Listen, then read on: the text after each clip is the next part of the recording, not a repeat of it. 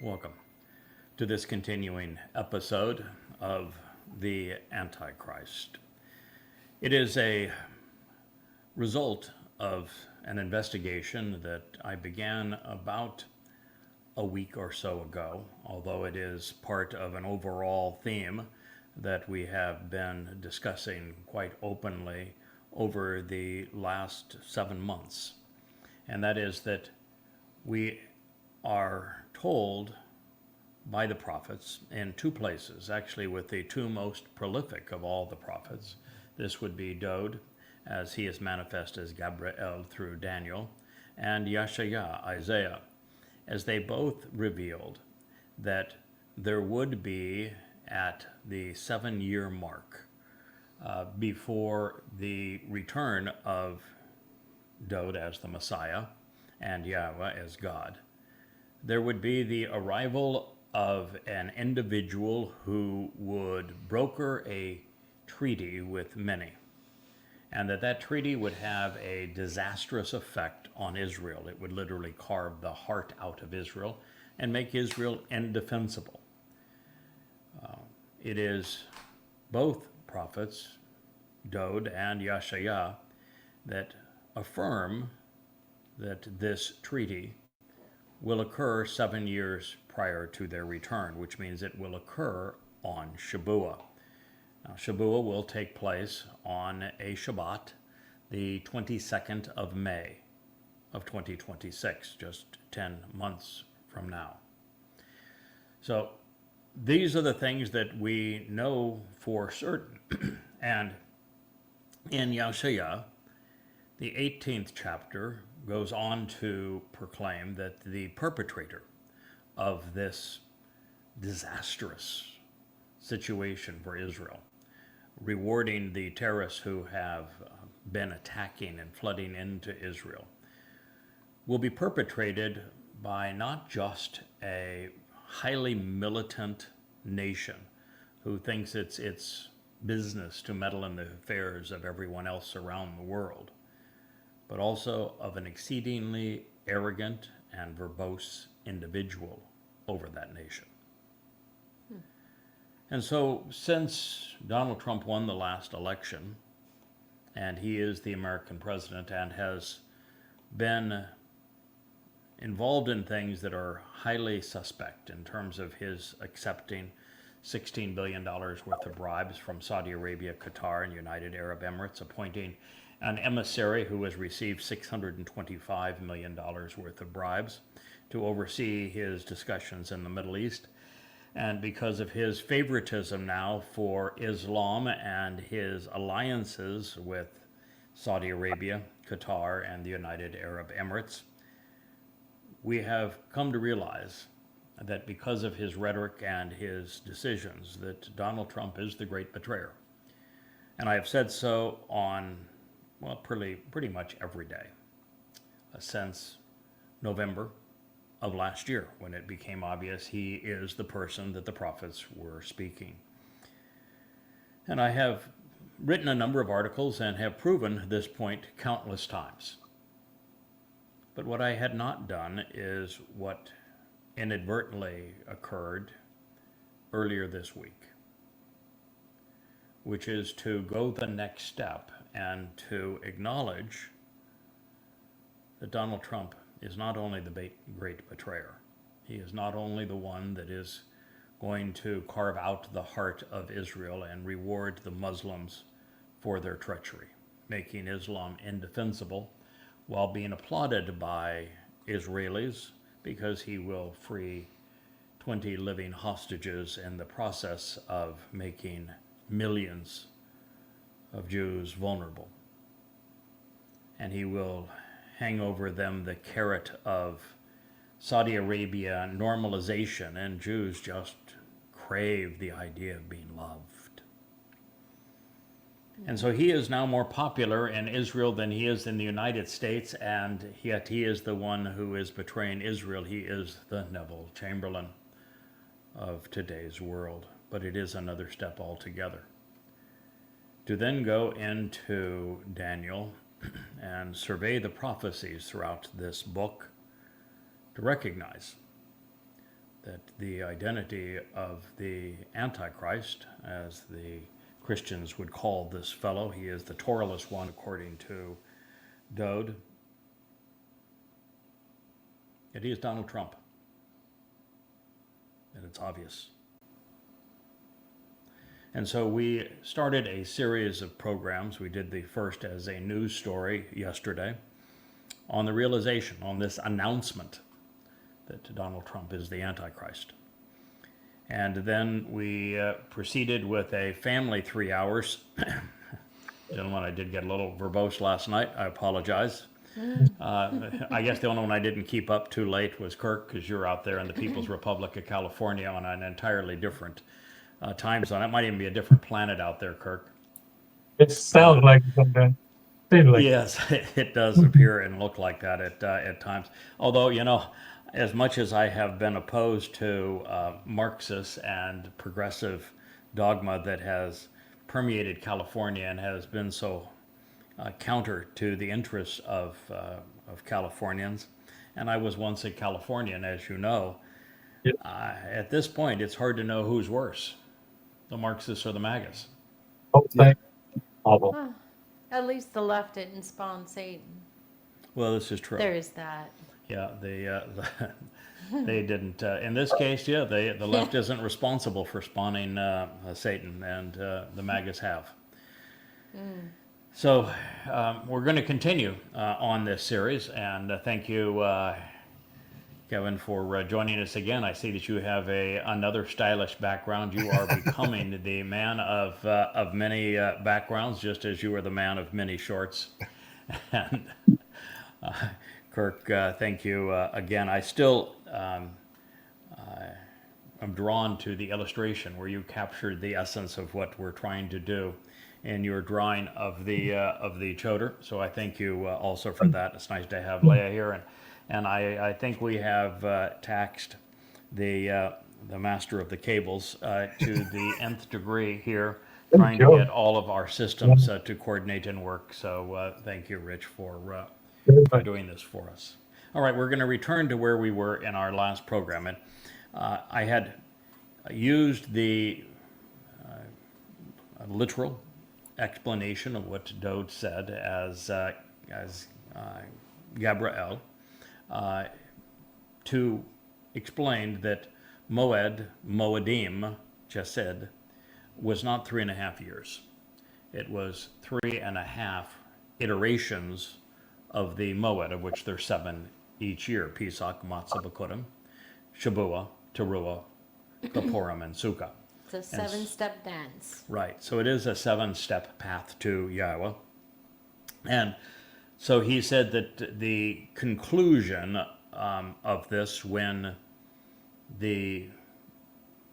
those who are separated from Israel and from God would be returned, that would play out over a period of these 3.5 iterations of the Moed. And from that, we were able to recognize that the time that the scattered of Israel is returned is on Teruah, actually the second half of Teruah, on the Saturday of September 24th of 2033, year 1000 Yah. And that if you work back 3.5 iterations of the Moed from there, you will have the 2 witnesses represented by Yada and Eliah. And it is important to recognize that in this prophecy, in the 12th chapter of Daniel, which is where we are currently studying, that there are 3 individuals who have come to visit Daniel, making 4 people in total. Daniel's role is to write this stuff down. He is not a prophet. He doesn't do anything other than write it down, he doesn't understand a word of it. You have one person who is not named, but by the context, it is easy to determine that that individual is Elia, because we are told about his identity in the last paragraph of the last prophet, being Malachi. The other two individuals are named. One is Gabriel. He is named in previous places throughout Daniel's prophecy. He is just identified here as the man in white because he would come in white linen to fulfill Kippurim, to anoint the mercy seat of the Ark of the Covenant, because Dowd has to dress once again to attend to the Ark of the Covenant as the high priest. He has done so previously, he will do so again. The third individual is announced as Michael. And Michael is the one who is right about God. And he is no one other than the second witness. He's Yada. That is going to usher in the arrival of the Messiah and King Dowd on Yom Kippurim. And he is the one who is taking the lead here in explaining to all who will listen precisely what is going to transpire. We were told explicitly that this prophecy would be sealed and that no one would understand it. And they haven't. Until the last possible moment of the work of the final witness, who is the very same individual described here as Michael. So right now you have Michael explaining what Michael explained on behalf of his king, David. So it's kind of an out-of-body experience, gentlemen, to... More like out of time. Yes, out of time. That is... Yeah, it was definitely out of body, because with a body you can't do time. But that's a more I do have accurate a question before we move on. presentation. Out of time. You said that Daniel, which means Yahweh judges, or God judges. God judges. Didn't understand, or go not a prophet. I'm going to go with, I think that a lot of the prophets didn't understand what they were talking about. But they took down the message and wrote it. Was Daniel stupid? I think so. But I think it's representative of how ignorant Yisrael, Yehuda, and Yahweh's people really are of the truth of what's going on, of even what's written in their own book. They don't know, and they are ignorant, just like Daniel. I would agree with you up to a point. I agree with you that I think the religious know. that the rabbis. Daniel was ignorant of, unaware of everything he was reporting. It's just like when I tell them about Yahweh's name. I will agree that there are occasionally times when prophets report things that they don't understand. It's actually fairly rare, though. God picks a really astute group of prophets. In Daniel's case, the situation was chronic. Daniel was a very religious man, which means he could not be part of the covenant, which means he could not actually serve as a prophet. And when Gabriel, who was Dowd, first appears before Daniel, he lambasts him. He tells him exactly what he thinks of him, which is that he doesn't like him very much. He has no respect for him.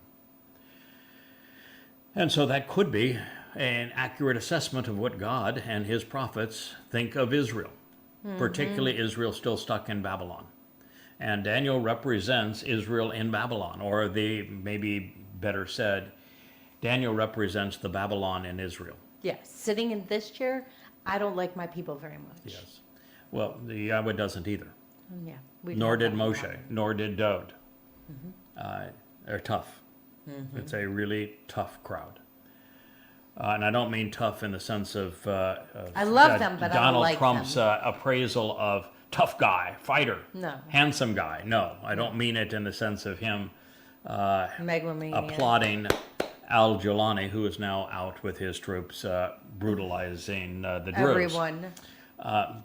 Boy, that's a real surprise, isn't it, fellas? That we'd have a Muslim out killing Muslims with politicos all around the world applauding and sending the weapons. Oh, Regime change doesn't work very well in the Islamic world. All right, so we have a unique situation with Daniel. Dode does not like him, and yet Dode was sent there because, well, Babylon remains in Israel. Israel remains in Babylon. And it's something we just have to deal with. And so Dode was dealing with it. And Dode does not work alone, just as Yahweh doesn't work alone, just as Yahweh chose to work through Moshe and Dode, and now Yada. Dode, he's the king. There is no reason for the king to show up alone. So fellas, I'm going to tell you, they say about stuff rolls downhill. It is Yahweh to Dode, and it is Dode to Yada, and it is Yada to you guys. So, And where did they have their meeting? In Babylon. yes. So, when Dode showed up, he brought his guys with him. And Dode's principal guys aren't actually, Moshe isn't one of them. No, it's Eliah and Yada. It's Those are his interesting. guys. Yeah, that his And guys. Yeshaya's in the background going, those are my guys. Yeah, it's Elia, and because Elia had the audacity to do what Dode didn't do. When Israel got political and religious, what did Dode do? He ran. yeah. He did. He cowered. Unfortunately, yeah. He fought external religious foes. He could not confront internal religious foes. That's true. That was his weakness. What did Elia do better than anyone in human history? It attacked him. Take on the religious and political class. Of Yeah. Israel. And he's Of Israel. Of He Israel. is the prophet that is most effective against internal religious and political rebellion Eliah and Leah have and kindred Israel. spirits. Yeah, so he's exceptional. So Elia offers for Dode to buttress one of Dode's weaknesses. And it's okay to speak of our king with a weakness. We all have them. He buttressed that weakness. And if you look at Yehuda today, they have the same weakness. Not only that, Hamas knows it. Yes. And I don't know if you've ever seen, gentlemen, a lion in the wild alone. Have you ever witnessed what happens when a lion is in the wild alone? No. He is almost immediately surrounded by hyenas, Oh, Oh, yeah. Yeah. and they kill him.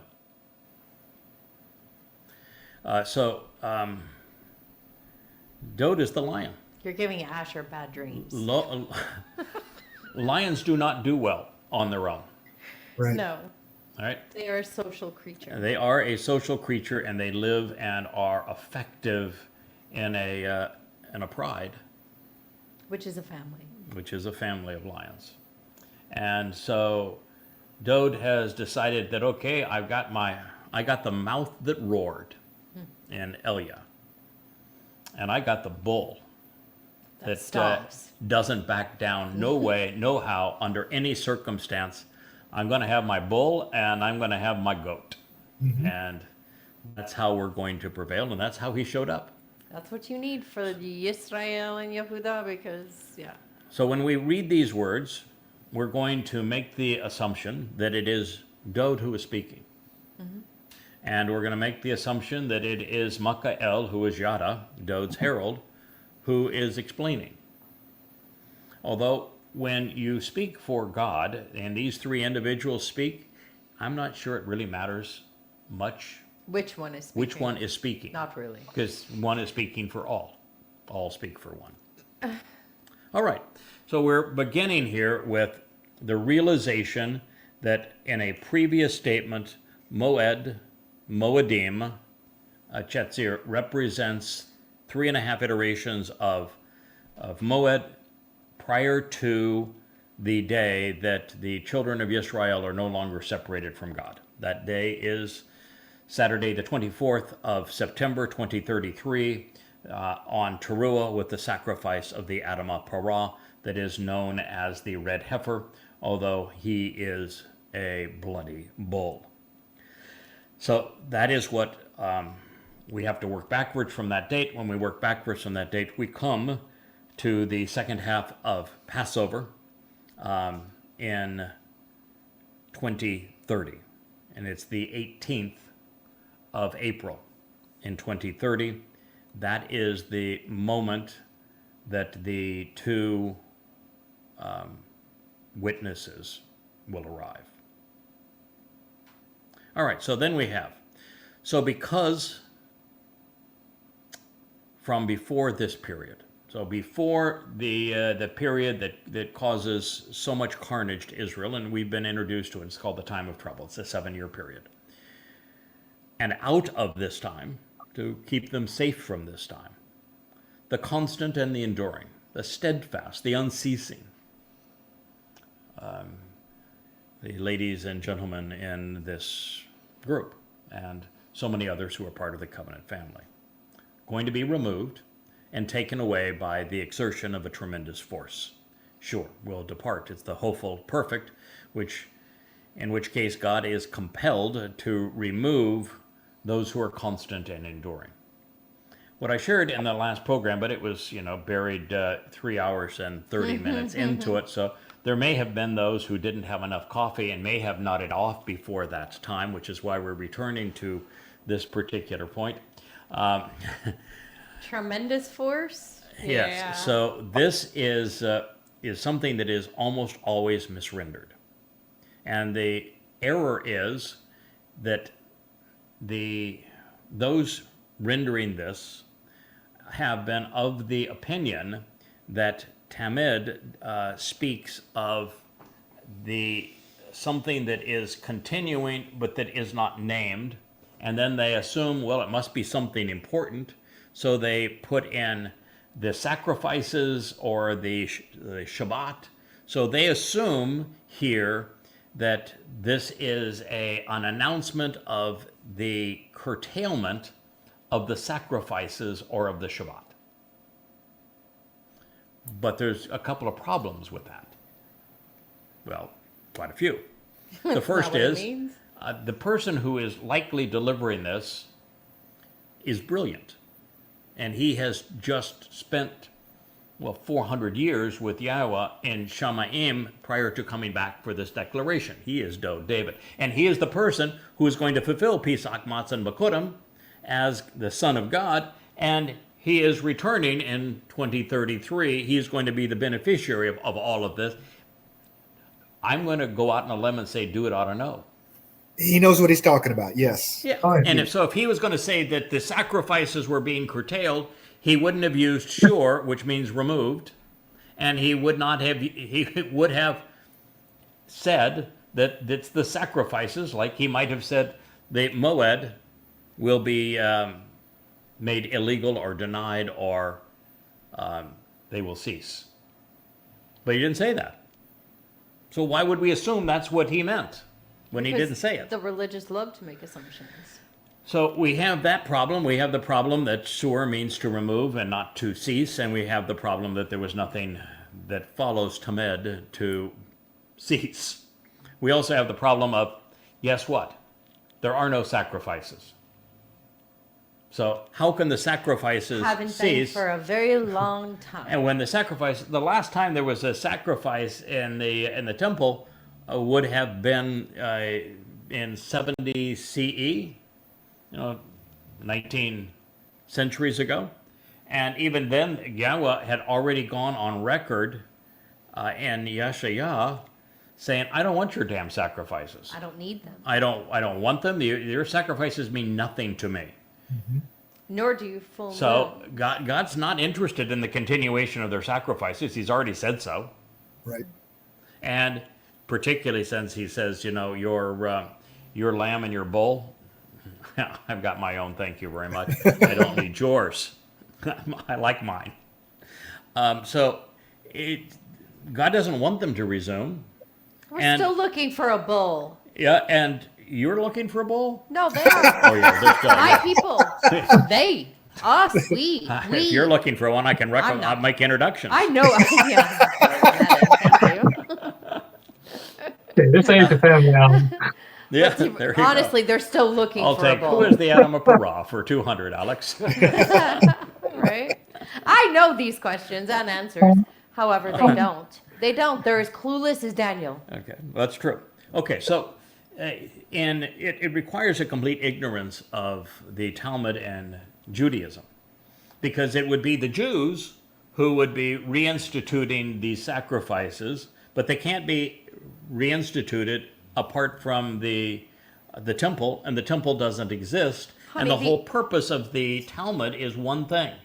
It is rabbinic Alternative. Judaism exists as a workaround for all the stuff that can't be done in the Torah. Yeah, now we got chickens. Yeah, they say that, they say, here's the things that are affirmative that can be done, and and we're going to make all sorts of elaborate laws extending them, but here's all the things that can't be done, and so they've come up with workarounds over the sacrifice and not having a temple. So rabbinic Judaism actually exists to not do the sacrifices. So why would one think that religious Jews are going to go to a non-existent temple on top of a mount that they're not even welcome on, and they're going to start sacrifices up there? I mean, And they're just going to take rubber chickens and squeak them. it's just It's not about the absurd. meat.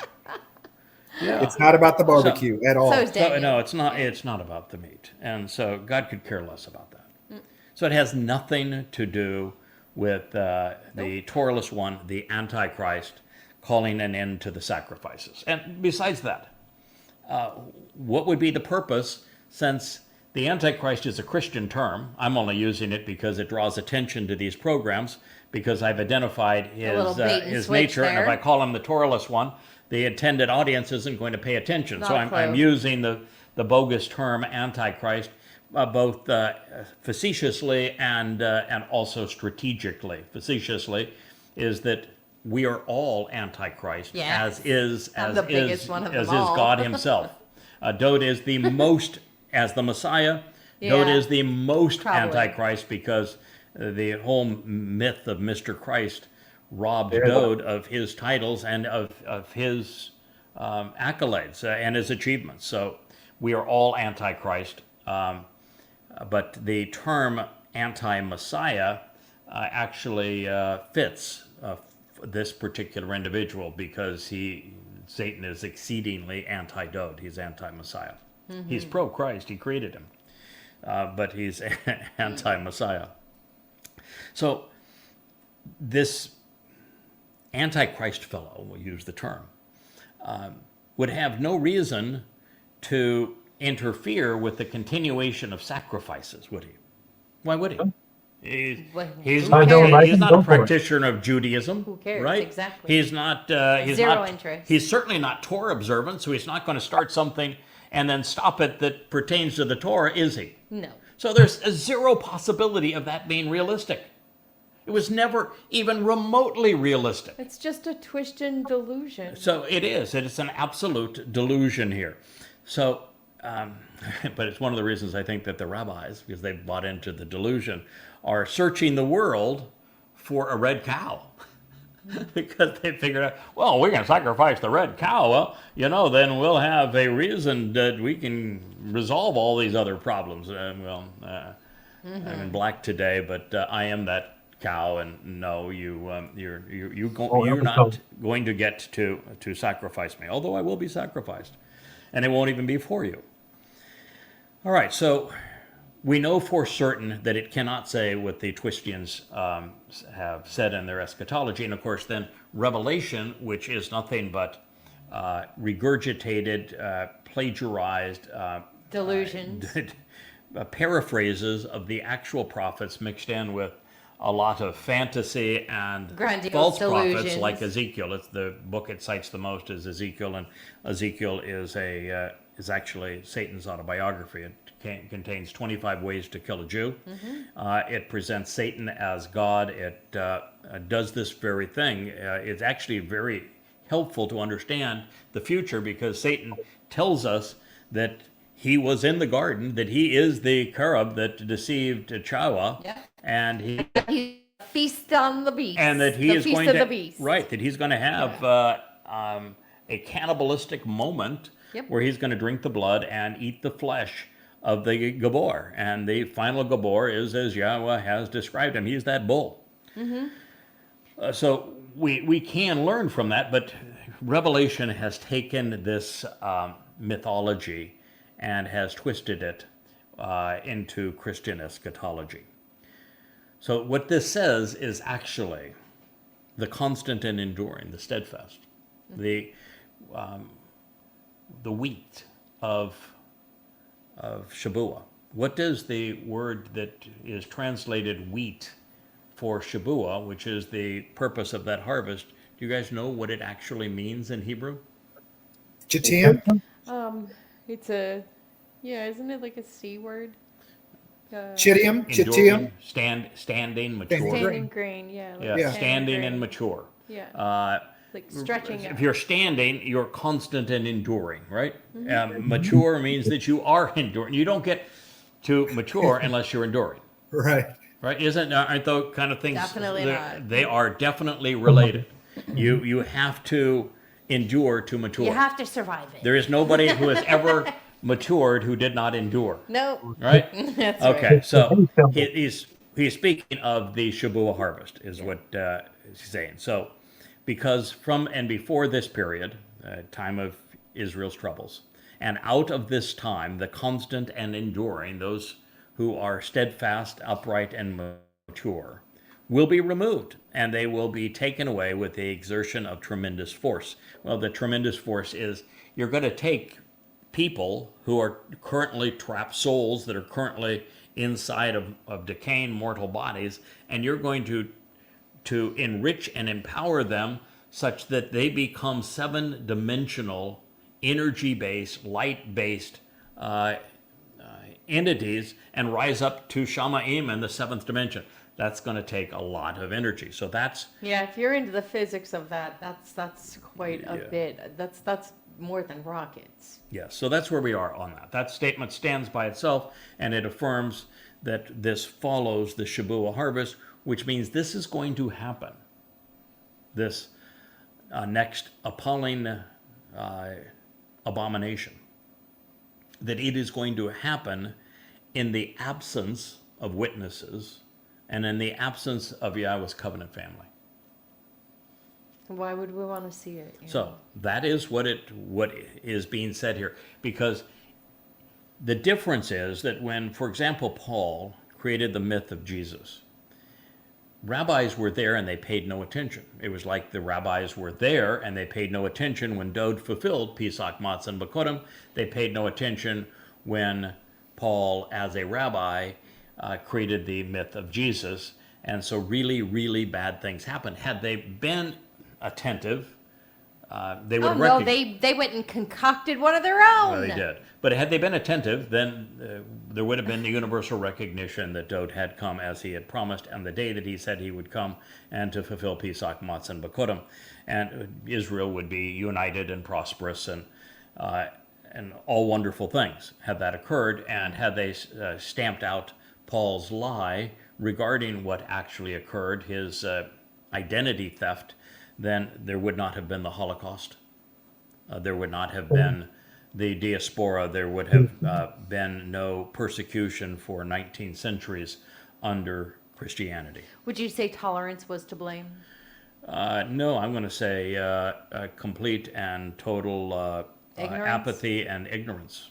And I think an ongoing hatred of all things Yahweh, including his name and his son. I think it was deliberate. Sad. No, I think it was deliberate. I'm not going to give, just like Daniel, I'm not giving him an out. I don't like him much either. All right. So this says, then the lifeless, devastating, and appalling. It's shamim. It means the desolating and damning. terrifying and horrifying, ruinous and ravaging, stunning and stupefying. This is a really, as adjectives go, that's a bad one. Stunningly stupefying. When an adjective speaks of death and damnation, of desolation, of terror and horror, of being ruinous and ravaging, stunning and stupefying. It's a wonder it means doesn't this start is a- with a gimel. Yeah, this is a really bad things, isn't it?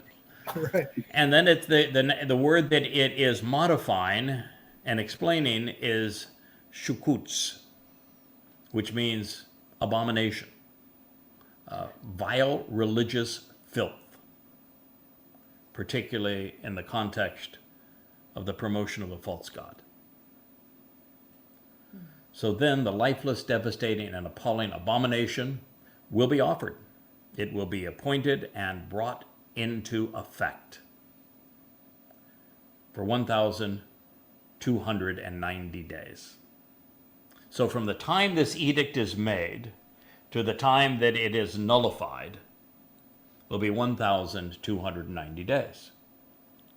So we were able to ascertain the timing that the two witnesses arrived based upon Moed, Moedim, Chetzir, 3.5 iterations, and we were able to deduce that will be on begins Passover, on- as the sun rises on the 18th of April of 2030.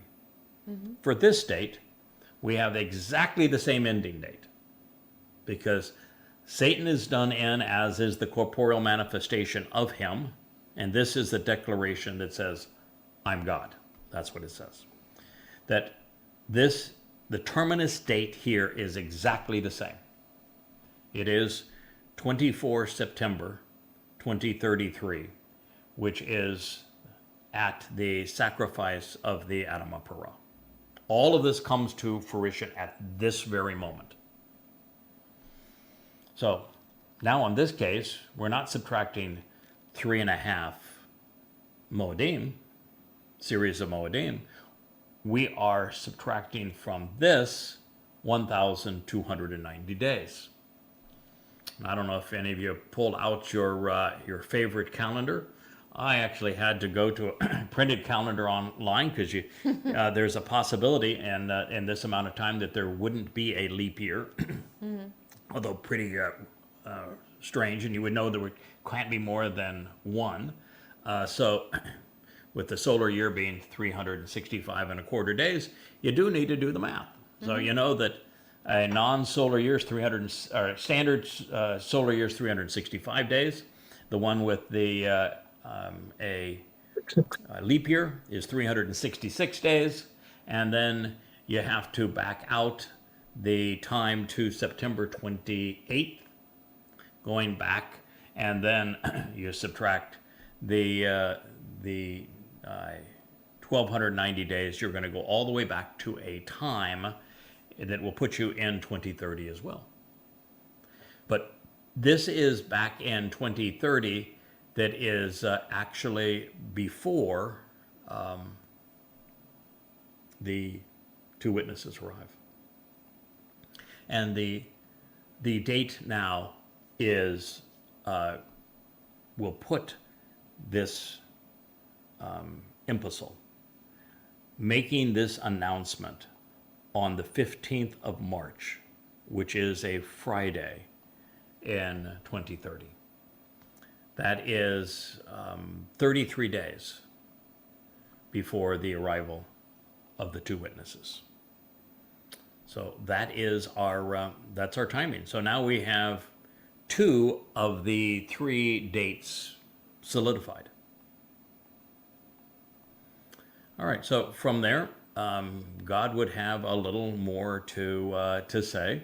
Now, I do think it is probably useful for you to know that the Islamic New Year, in what we would call 2030, and that would be Islamic year after Hijrah. You know what the determining factor was for AH1 for the first year of the Islamic era? What happened that that Genocide. distinguished the 12 years The that genocide of Jews. that Muhammad spent in Kaabaville, in which he completely failed and had less than a handful of followers by the time he was through, and then his arrival in Yathrib to perpetrate genocide on the Jews and to then give the Quran I know the a answer. Talmudic veil. What is Hudabayah? Nope, not Hudabayah. No? Nope. Oh.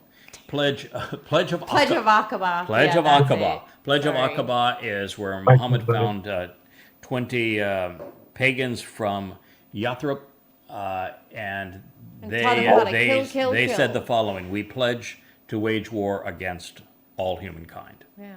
All right, so we are 1,452 Islamic years from that point. Do you know why the Islamic calendar is different than is the Roman Catholic Because they're idiots? imperial Roman calendar we use today? I get it. Based on the They're moon. lunatics for the It's moon. based on the moon. Based on the moon. Based Oh, yeah. entirely on the moon. Yeah. Long before Muhammad, going back into back early Babylon. Scientists, if you will, particularly the religious, because they were basing everything on the sun, moon, and stars, recognized that a solar year was different than 12 lunar months. 12 lunar months is only 29 and a half days, so it's 354 days in 12 lunar months. And so what they figured is that if every 2 to 3 years you were to add a month, an intercalendar month, that you would keep the solar year and the lunar calendar synced. And it was important to keep the lunar calendar synced because it was the only timepiece before mechanization. Before you had watches, for example, the only timepiece was the beginning of the first sliver of light on the moon would designate this is a new month, and that month would last 29 and a half days. And when you saw the light on the moon again, it would be the next full month. And then you'd have to add one lunar month every 2.5 years to keep them synced. Muhammad wasn't very bright. So he said that the intercalendarization that kept the solar and the lunar calendar synced was of Satan. Of course. And so he said he did away with it in the Quran, which means that the things like Ramadan and Ashura Day float around the The solar calendar, year, right. and they always happen at a different time. Yep. Because you've got 360 or 354 days versus 365 and a quarter. That's why Ramadan it's split means up. scorching Because they were heat, lunatics doesn't for the it? moon. Ramadan means time of scorching heat or something like that, and yet it ends up being in January and February because it goes all. No. No? Ramadan was the name of the month of the pagan and around the Kaaba. Okay. And Ramadan, in fact, all 5 of the pillars of Islam come from the original cast of characters that erected the stone pile. It happened to be in Petra, not Mecca. And so all 5, including the Hajj, the circumambulation is even All of it one is pre-Islamic. Every aspect of it is pre-Islamic and came from the pagan practices of Muhammad's kin around the Kaaba. Just simply Muhammad coveted it. He wanted the money that came from regulating the Hajj and charging tourists, so he just claimed it for himself. The celebration of Ramadan was pagan and associated directly with the pagans. Yeah, Arabs, it was a very around, profitable con. profitable for Petra at the time of the fall. Petra in the 4th century had a cataclysmic earthquake, and it destroyed the water system that brought life into that valley between the rocks, and it destroyed most of the city. Oh, and they were so devastated and with so- all the right, deaths so, that many yeah. people thought it was haunted. So Islam grew up in the ruins of what had been Petra after the Romans left, after most of the Jews had left, and it was nothing but a hideout for some Arabs and Bandits. Christians, and the Nabateans were gone at that point. So that's where Islam grew up, and that's why it has a time that revolves around the the moon. It's also why the Jewish calendar is all screwed up, because Maimonides grew up as a servant to and served Saladin and the Muslims, and he was In Egypt. educated by Muslims, and he fell in love with the sanctification of the moon, which is the symbol of Islam. And so his dating is based on the sanctification of the moon and the number 19, which is the magic number in Islam because of the number of surahs and verses. So all religion practices lunacy. It does. It is lunacy. So anyway, it's AH 1452. And in that year, the new year will begin 7 weeks after the pronouncement of the adversary's divinity, occurring as the sun sets on Friday, May 3rd, 2030. And therefore, it seems to reason that Satan's Passover is going to commence 14 days after Ashura Day.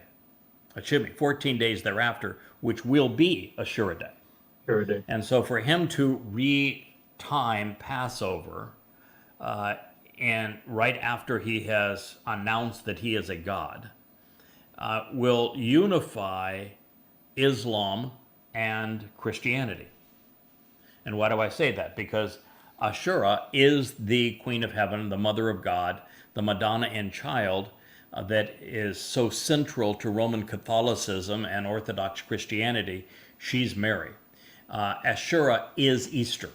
Easter and Ashura, exactly the same thing, because she was called Ishtar.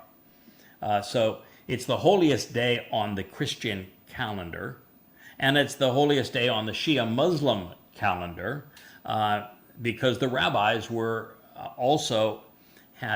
rabbis have long held that their Hashem has a wife. And so Ashura was Hashem's wife because Ashura comes from Babylon, where they wrote their Babylonian Talmud. And so it's going to unite Rabbinic Judaism, it's going to unite Islam and Roman Catholicism by moving Satan's Passover to Ashura Day. And it will also serve to affirm that Ezekiel was written on behalf of Satan, because he speaks of repurposing Passover and then doing away with all of the other times. Now, if he can eliminate Passover, then there is no life. Everyone dies, and that's what Satan wants. Satan wants total annihilation of all humanity on the planet. Islam was created for complete and total genocide. And so this is what we should expect. And, you can go back on this and you realize that based on this statement, with our attention directed to the time of trouble on Towrah, it bears repeating that we are going to be expecting this pronouncement to occur, therefore, on Friday, March 15th. And that is exactly 1,290 days from the conclusion of this period. And at the moment, there will be no one around to challenge him, because the witnesses do not arrive until April 18th, 33 days thereafter. Now, from this deduction, we can make a number of reasoned conclusions. Satan's advocate will announce that he wants to be worshipped as God rather than as a god. And you can see Trump right now doing everything. Those who are around Trump, his propagandists, are doing everything to present him as a god. I mean, he's presented as the Pope and celebrates that. He is presented as the chosen one. He is presented with everybody laying hands upon him. He is presented as the one that God spared to save the world at this time when he was only nicked by the bullet. He is. Oh, in Israel, they think he's the new version of Cyrus the Great. Yeah, all of the caricatures of Trump remind me of exactly what I saw when I went into the Soviet Union back by the time that it was the Soviet Union, which it was almost impossible to get the ability to travel through as a Westerner, particularly as an American. And yet what I saw was that they turned Lenin and Marx and Stalin into gods. Hero worship. Their caricature, you're an illustrator, Kirk. You know how Absolutely. you can chisel a person's features and stature such that they appear divine. They appear like they're gods. And then they have their slogans attributed to them as if they were expounding on Scripture. This was Like Make America Great Again? this was prevalent throughout the Sure. Soviet Union at the time. I even went into China, was the first Westerner into China when Nixon made it legal to do so. And Mao was presented exactly the same way with his little red book. Yeah, it's very cultural. Yes, so it is how Marxists have turned men into gods. Yes. Marxism is a political religion where man becomes God. Indoctrination. And in this case, we're going to have a political man is going to declare that he is a god, and those who support him are already positioning him with all of their art in exactly this same way. It's just like the good old days of Rome. Well, you know, in the good old days of Rome, it is interesting that Washington, statues D.C. were by the way. erected to these emperors, but there weren't so many illustrations. You don't see them carved into the sides of It's a modern day buildings with their slogans, but they all did declare themselves gods. It's you know, the Roman Senate proclaimed that the lead among them, the emperor, ceased to be a man and became a god, and they were the most evil men on earth. The history of from Julius Caesar all the way through the last of them, they're disgusting human beings. That's going to be what happens here. It's the exact same situation. So this pronouncement will almost certainly be made on the Temple Mount. So we're going to have expected this man, who is Donald Trump, to arrive in Jerusalem prior to this date, prior to March 15th, this Friday date, which is, of course, the Islamic Day of Prayer. That's why I wouldn't be chosen this date. surprised if Israel didn't build him a palace with their own hands. I wouldn't be surprised if Israel elected him to be prime minister. Neither would I. He is stunningly more popular in Israel than any other place in the world. Jews have long been susceptible to being misled politically and religiously. We love us a They're strong they're man. experts at it. And even as this man is betraying them and cutting out their heart, and at this point, he will have betrayed them by sacrificing the very heartland of Israel to the Fakistinians. Oh, he's that going to cut want out their her heart, destruction. hand it to her, and she's going to coo over it. Yeah, that's exactly right. That's what's happening here, kids. That's exactly right. And that's what we're up against. So we can make the following, I think, all reasoned conclusions that not only is Satan's advocate, in this case, will prove that he is Donald Trump. And by the way, you know, to say he's Donald Trump in his first term, and the Donald Trump that was best friends with Epstein was a disgusting human being. He's been a disgusting human being for a very long time. And he's always been a narcissist, which egomaniacs are the easiest for Satan to manipulate. He was an easily identifiable malignant narcissist. Paul was egotistical. Muhammad, stunningly egotistical. Yeah. Paul announced that he was a sexual pervert. So is Donald Muhammad Trump. was a sexual pervert. So is Donald Trump. And we know Donald Trump's a sexual pervert. So sexual perverts who are egomaniacal are the perfect hunting ground for Satan to make a deal with them. And so we know that was Donald Trump previously. We do not have any reason, though, to think that he was just an egomaniac and sexual pervert up to and through his first term. But something changed. Yeah. And it changed Donald Trump 2.0. dramatically. And Yeah. when he lost that election, he lost it. And he went off and blamed everybody. He had all manner of foes. And then when he was inundated with all manner of lawsuits and lost all of them. And paranoia. And he's Yeah. he's losing. His estate has always been nothing more than taking daddy's money. And it would have done much better had it been invested in a mutual fund, but playing with daddy's money. And he was, I mean, how does one go bankrupt with a casino? But he managed. He actually managed to go bankrupt with a casino in Atlantic City. He was one bankruptcy after another, one lawsuit after another. He lost them all, and he was up against it. Here's a big change. And, you know, at the end, he hated Epstein, but he actually testified again for the victims. Now, he is shielding only the devil himself. Okay. Donald Trump was Jeffrey Epstein's best friend. Yeah. His carousing buddy, his BFF for 15 years. The only reason the two of them parted company was because Donald Trump cheated Jeffrey Epstein out of $100 million. That is the only reason they parted company.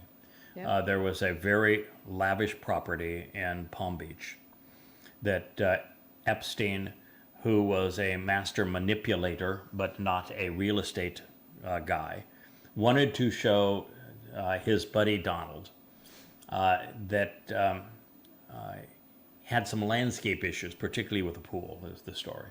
And he wanted Trump's opinion as to how that property could be improved, because he knew that he could buy it. It was a property that had all sorts of manner of being used for money laundering and the like, that it could be cleaned up and repositioned and sold for a very large profit. And in fact, the profit turned out to be $100 million. Trump stole it from him. He went to the sellers and says, "I'll offer you twice as much as Epstein is offering." He bought the property, and he turned it almost immediately for a $100 million profit. That is why the two of them split. It had nothing to do with chasing young girls. Nope. But Donald Trump, during this 4-year period out of the spotlight, which his ego couldn't handle, with nothing but one trial after another, all of which he was losing, and he was going to jail.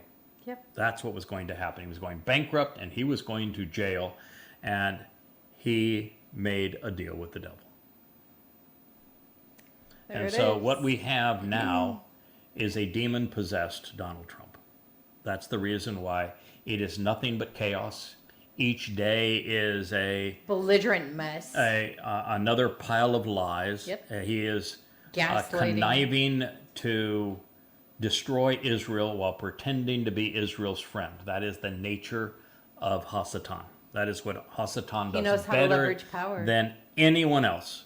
And he has accepted $16.5 billion that we know of that he and his team have disclosed in bribes from the top Muslim tyrants.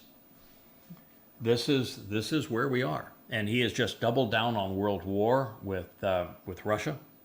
He is doubling down on world war with Iran, and he has found the perfect bitch to fan his desire to be a great conqueror and military leader, because the U.S. military has lost every war. I mean, the damn Houthis beat the hell out of America, and they turned tail and ran. You can't beat the Houthis, you got a serious problem. So America lost the Houthis. We don't have the ability to manufacture weapons to the extent that America could fight anyone. We just absolutely got creamed by the Russians. And we're talking about going off and fighting the Chinese that have a surplus of weapons and a surplus of troops and would absolutely destroy America. I mean, if the Houthis can beat you, can you imagine going up against the Chinese on their turf? Right. Yeah.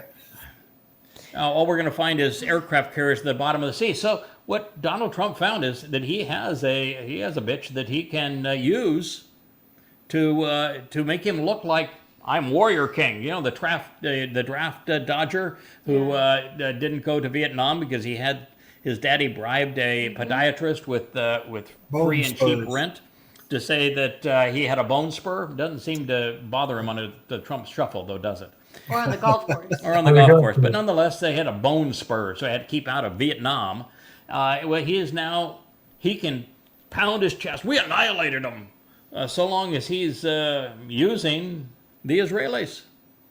And Israel is all too happy to be his stooge. So, but the price on Israel is going to be its soul and its very heart.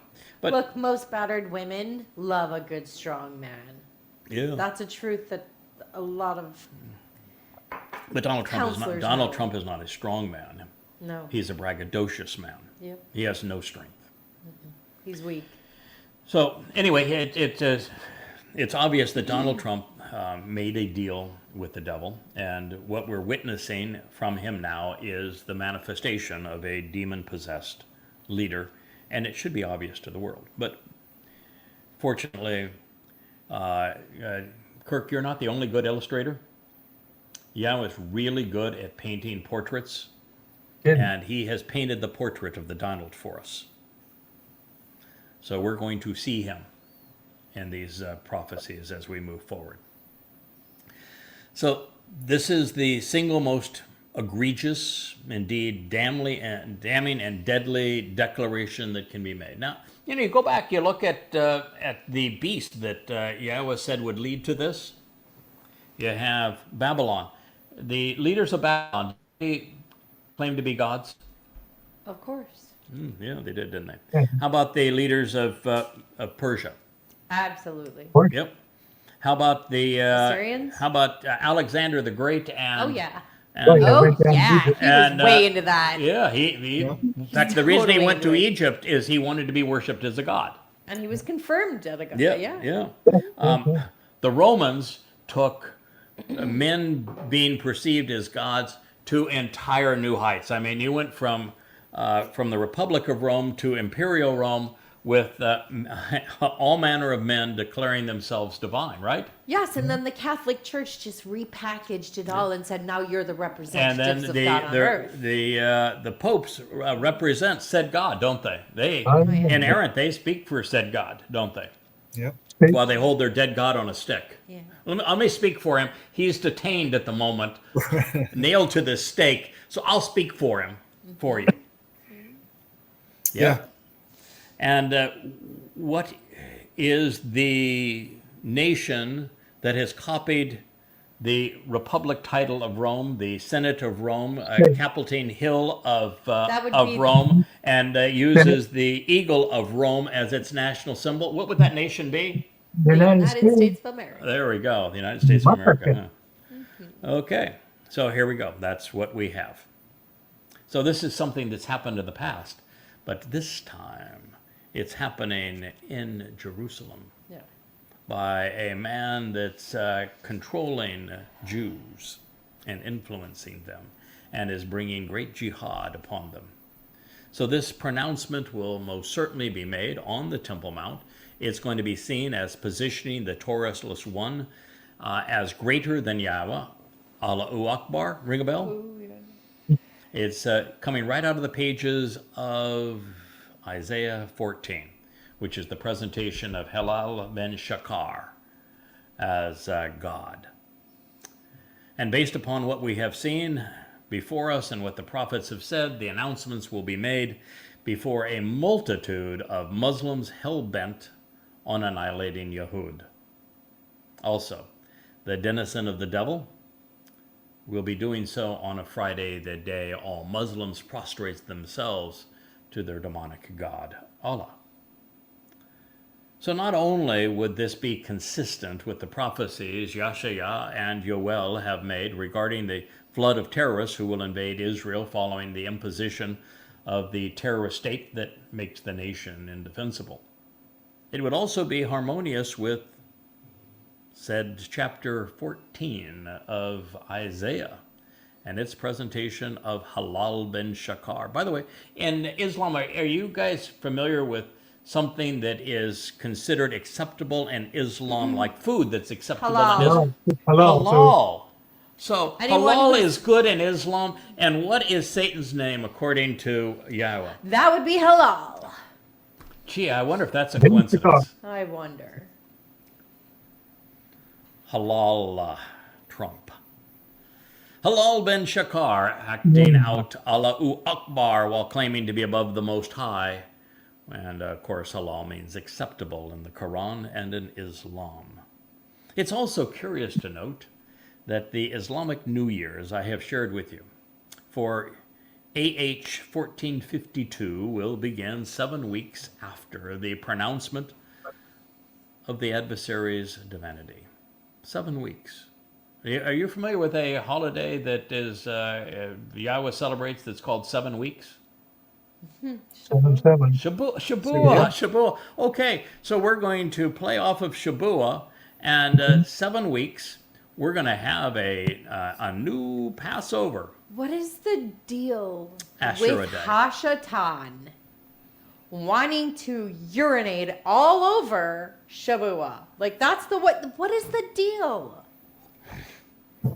Doesn't like Shabuah very much. Does not like But, Shabuah. Like, it is a pattern here. I can tell you he hates Passover with a passion, but I think the date that he hates the most Yeah. is Towrah. Towrah. Yeah, probably. Yeah, and that's why rabbis actually called Towrah, which they renamed as Rosh Hashanah, as the secret day that you're supposed to trick Satan.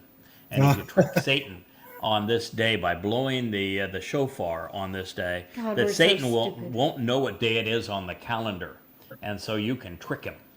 Do you hear how stupid that is? Well, that's Really? It's rabbinical Judaism. I didn't make it up. I know. I'm not convicting you. I'm talking to your audience. Perhaps there's a Jew among us who understands what I'm saying. So it is all leading towards changing, if you will. We are going to be changing Passover to Asherah Day, which means that is the Christian Easter. That is the rabbinical Asherah Day that Muhammad stole from them. It is the day of the Mother of God and the Queen of Heaven. It's Miriam Day. Yeah. Miriam, of course, is the rebellious and obnoxious one that claimed, I too speak for God. I'm going to celebrate little Miriam. That the rabbis love Miriam. They think that her speaking for God was so important to do, because that's what, of course, they claim as well. They also speak for God. God should have That's been more what tolerant. the whole Talmud is. Yeah, so they actually, in Rabbinic Judaism, they chastise Yahweh and tell him he was completely wrong in striking Miriam with leprosy. Of course, they blame Miriam not for claiming to speak for God, which of course is their crime. They blame her for saying that it was really nothing to say that Moses' wife was inappropriate because, well, maybe she was not Jewish. She might have been black. So, oh boy, that's okay for her to say that. They're so we would do the delusional. same thing. We would demean everybody that's not Jewish too. So God had no right to strike her. Well, the fact is that God didn't give two hoots about her comments about Moshe's wife. He didn't even mention it. He struck her because she claimed that she also spoke for him, and he says, right. no, you don't. That's right. The wife story was actually told to bring it forward 3,000 years to our time, because it's what we had done to us and what was done to my wife. So this is Sunday evening, May 12th, will be the new Passover. And in this way, the adversary will have usurped Yahweh's preferred number. He will have pilfered the Shabat. He will have transferred his veneration to Sunday. He will have, in Leah's terms, urinated on Shabuah.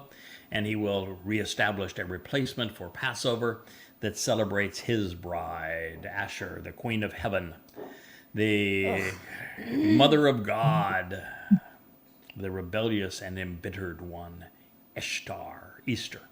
It's going to melt Christianity and Islam. Chrislam was the term, I think, that is used. Yeah, that's so gross. Ew. Robbing Yahweh and Yehudim in the process. And if I might offer this reminder, the reason Asherah Day was interjected into Islam is because rabbis were celebrating it in Yathrib.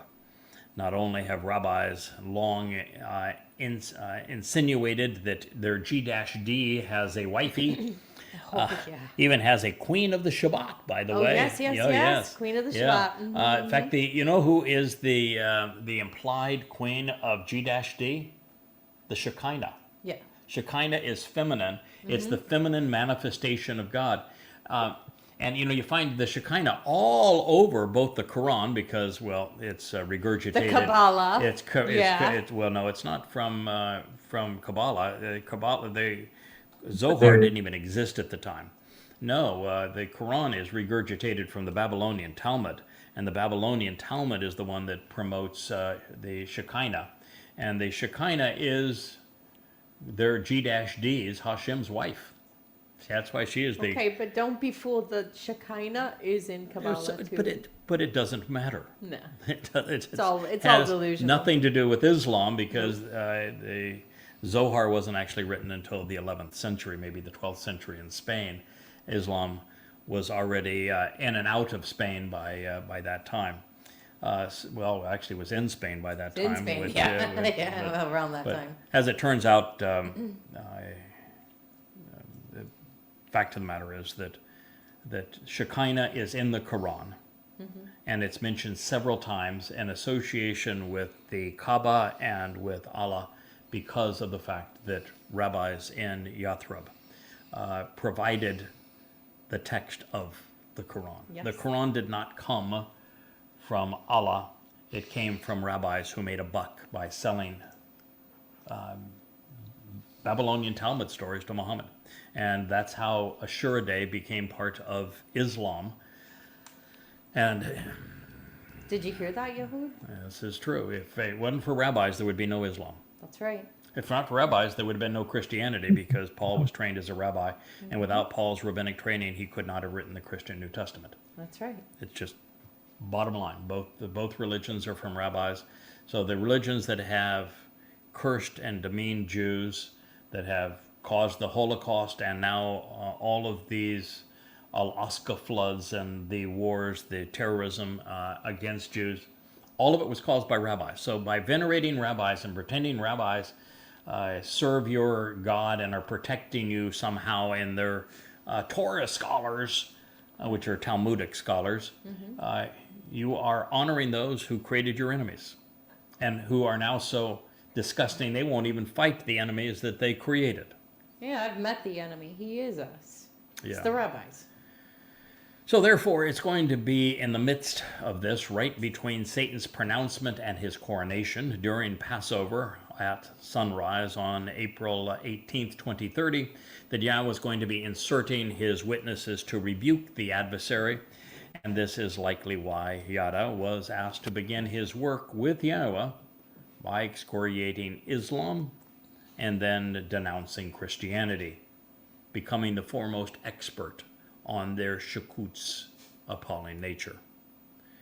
Now it is, I think, exciting to witness the final pieces of the puzzle fall into place, even as we ourselves are in the midst of the action. Therefore, it should be no surprise that Michael is offering this prophetic explanation based upon all that he has learned and shared while compiling the 35 volumes of Yada Yahowah, including the 13 comprising goddamn religion, Twistianity, and, of course, Babel. More than anyone before or after him, Yada stands to denounce these diabolical Abrahamic religions. And therefore, considering the people in and around Israel who seek the annihilation of Jews, the anti-Semitic nature of the Quran and New Testament, as well as Allah's demonic character, it is apparent that Allahu Akbar is going to be the calling card of the Towrahless one. He's going to walk right out of the pages of Isaiah 14. He is halal. And he will declare that he is a God. He might even use the name Allah and declare that so many people are accustomed to hearing that Allah is just the Arabic word for God. And of course it isn't. Ilah is the Arabic word for God. Allah is the name of the fourth God of the Quran. Yeah, it's like Allahi, Allahu, Allahaha, Allahiyuha. Yeah, Who knows? It's got is. schizophrenia. Yeah, it actually isn't Allah in the Quran. It's Allahi, Allahu, Allaha, and it means thee for him and thee for her is what it actually means. And of course, when we read rabbi, rabbis actually fooled Muhammad into believing that rabbi was the correct This is word funny, for yeah. Lord. Yeah. And so rather than Adonai or Baal being used as the Quranic word for Lord, it's rabbi. I'll bet you. Talk yes. about just playing them for fools. But you know, when you play a psychopath, when you mock a psychopath, they only have one response, and that is they will kill you. Right? Meltdown, So yeah. we're mocking Donald Trump as a psychopath, and his response is going to be, He'll kill you. he's going to kill me. It's the same thing what But it happened is going to with be so much fun. the rabbis. It's going to be, yeah, it's going to be fun. Him killing me is going to be fun? No, mocking him. Oh, well, mocking him is going to be fun. It's Yeah. going to give great pleasure. Yeah, it is. And the MAGAs that support him. Why not? As well as the Muslims that have him as a puppet on a string. Paid for. So what we're going to find is that while the rabbis made Islam and Christianity possible, they're going to applaud all of this. Yeah, Donald, hey, you're our guy. Yes, you're our... We'd rather have you as a god than Yahweh. Yahweh was mean to us. No, we like you better. They're going to even assist the Towrahless one's quest to live out the poisonous prose of Ezekiel. Oh, by the way, you know, it's something that's interesting in Ezekiel. The Lord of Ezekiel, who is Satan, is stunningly egomaniacal. Oh, yeah. So fits the Donald, right? That in the book of Ezekiel, the two toughest chapters to translate are both rapes of young children, of young women.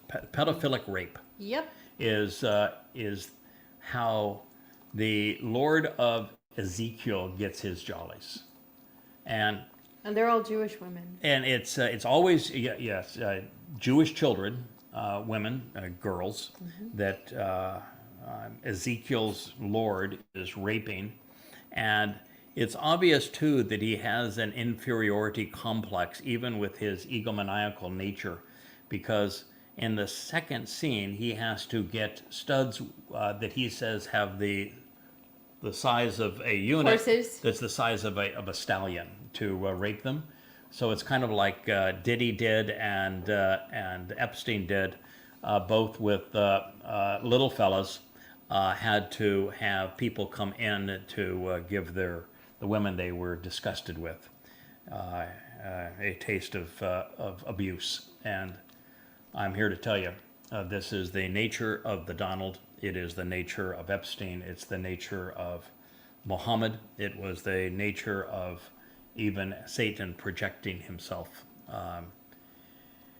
This is one of the reasons they despise women. So this appalling abomination will occur on Friday, March 15th, 2030. It is the culmination of Satan's ambition. It doesn't coincide with his arrival in Jerusalem, which will be to set himself up politically. So he's going to arrive in Jerusalem before this time, and the purpose is going to be to set himself up politically. And then he's going to set himself up religiously. He's going to initially claim to be the supreme ruler of, at the very least, Israel, but probably the region, and could even be he might even make the claim that he wants to be known as the supreme ruler of the world.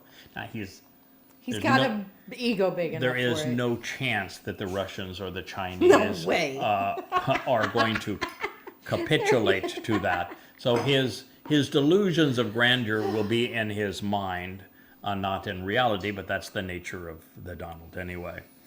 So the appalling abomination is more correctly seen as Satan's coming out party religiously when he declares that he is God. So buckle your seatbelts, because we are now making this pronouncement in the summer of 2025, and we have less than 5 years to this dubious day. Yeah, the Devil's Debutante Ball. The Let's go. Devil's Debutante Ball. Now, affirming these assessments in Ezekiel, which serves as Satan's autobiography and playbook, we discover, and you can read this in volume 3 of Babel, that just one of Yahweh's 7 Moedim will be observed by the adversaries, Pesach, and it is corrupted beyond recognition. Chag matzah is otherwise ignored because unyeasted bread is relegated to an ingredient in a manner consistent with the rabbis. Now, also, if you're worried about, wait a minute, how is this all going to work with you guys coming back and the Dome of the Rock and the Dome of the Hufiprit no longer existing? It is quite possible that the Donald will take care of them before we arrive. And you might say, well, no, I'm not saying he will. I'm just saying it's quite possible. You know why? I would be so depressed. I want to go Because boom, if you boom. read Ezekiel, the Yeah. replacement temple is the size of the entirety of Judea. Yep. It covers it all. And so he wants to build the greatest monstrosity, the greatest Trump Tower ever to have existed in the world. And he wants his great Trump Tower to exist right in the heart of Jerusalem. But course the he does. Temple Mount is not big enough as a platform. And so, but it's the center of the heart of this monster. And so it has to be purged. Plus the fact, if you look at the Dome of the Rock and Alaska Mosque, Trumpster likes it gaudy. Now, if you look at the gilding Oh, he's yes, done of he the Oval does. Office since he's moved in, he loves it gaudy. If you look at Trump Tower, I mean, it's enough to make you puke. Everything is covered in gold because, he's such a phony. But it's that old Russian oligarch, garish, gross. So the Alaska Mosque is not even 1% ostentatious enough, nor is that ugly wart called the dome of the boil called They're the dome both of the pretty Hopi ugly, print. yeah. And then the scale is all wrong for the Donald. Oh, yeah. So he is going to want to build a monstrous structure there. So that's the reason why he's not going to have any problem with them being gone. I was hoping to do the whole kaboom boom. Well, though. we may. Yeah, I'm not. All I know is that when Elia and I arrive, they will be gone, and the tent of the restoring witness will be erected in its proper location, facing the Mount of Olives, in its proper A orientation. much needed improvement. And the rest of it is gone, and that's where we're going to hang out. And the reason that this pronouncement by the devil incarnate has to be made before we arrive is that I'm allergic to such assholes. I can use that term in this case. And that mount is not big enough for the both of us. So while we're there, he's not going to be there. He can be in Jerusalem. He cannot, I will not allow him on the mount. So you might say, well, then how does he kill you? Because when you read what Elia said on the day that he performed the exorcism of the worship of the Lord Baal and Asherah, of all goddesses, Asherah Day. Elia is Mr. Anti-Asherah. Yeah, It was he the 400 prophets of Asherah and the 450 of the Lord Baal that Christianity and Islam here that he ousted. He actually summoned the king of Israel and Jezebel, his queen, which means being with Baal the Lord, married to the Baal the Lord would be complete. Mm-hmm. He summoned them and denounced them, and so he brought them to him. And so this is going to be an enactment of that. And this time, my instructions to Elia are: I want you to summon the dumpster as the corporeal manifestation of Hasatan as the Antichrist. We are now going to meet, and I'm going to have the 7 spirits of Yahweh stand aside. I'm going to have all of the Malach that have been protecting me all of this time, and I'm going to present myself for Trump as the Antichrist to slaughter as the Adamah Parah, and he is going to do exactly as predicted. And when we return to the 7th chapter of Daniel, we're going to not only read of him doing so, that it's always interpreted that that he is killed and comes back to life. Right. You, you read it, and what it actually says is, he kills me. Mm-hmm. Mm-hmm. Now, by doing so, you read what follows it, and Dode returns. Mm-hmm. Great celebration. Yahowah returns. I even get to return. All of it's just this great celebration. The moment he kills me, it's the greatest thing that he can possibly do, and yet he's compelled to do it. Right. So if Trump being halal and all, Mm-hmm. Donald Halal Trump, yeah, Mm-hmm. that, Uh-huh. then that means Melania's the little representation of Ishtar Ashtar. She's the whore. Well, we That's- don't have any idea whether she'll be around or not. It doesn't speak of him with a significant other. So there's no reference to that. Anyway, this is what's going to happen, and it's explained exactly that way. So we know what's going to happen with the Temple Mount. We know what's going to happen with the repositioning of Passover, of Pesach, and it's going to be corrupted beyond recognition. Chag matzah is otherwise ignored because unyeasted bread is relegated to an ingredient even by the rabbis. So after corrupting Passover and eliminating the other 6 miktrei, the Lord of Babel will substitute the Feast of the Beast, where Yada and Elia as the final witnesses and Dode symbolically are on the menu, although he only gets at that moment to indulge with one, myself. The faithful will be celebrating cannibalism. You look at Muslims, and I don't know if you saw what they were doing just yesterday with the Druze, but they're literally cutting off people's heads and waving them. And I mean, it is... Macabre. The bloodlust is macabre. What they did in Israel on 10/7, the bloodlust is macabre. So he's got the right cast of characters to pull this off. And what happens in the disgusting nature of Roman Catholicism? They claim that they're eating the flesh of their Christ, and they're drinking his blood, right? Yeah. So it's Right. going to play beautifully into Roman Catholicism. It's going to play beautifully into Islam. He's singing to the choir here, doing exactly what they're expecting, and it's exactly what Ezekiel said was going to happen. He is going to literally extract my heart. He's going to take a bite of it. He's going to drink my blood. Fortunately, Elia gets enough of it to anoint the mercy seat of the Ark of the Covenant. So we'll take care of that. And it actually says in the text here that he's going to be the one that after he kills me, he puts my body to be burned.